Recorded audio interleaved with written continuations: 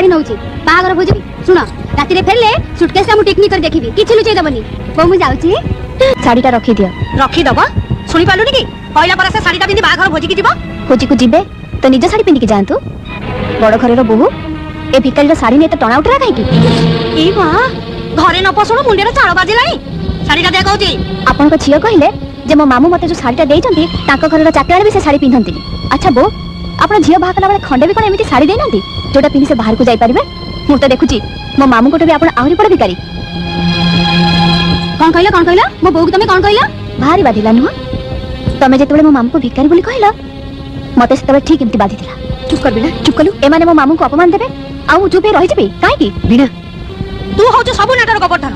आसु आसु ताको छाती रे जाकी काने मंत्र फुकी देलु अपाउ मंत्र शिखिले केते बेले आपण को झियो त सब मंत्र रे ठिका नै जंती छोटलो घर झियो रा कथा सुनु जबो रुह मो भोजी रुफरे तुमको मजा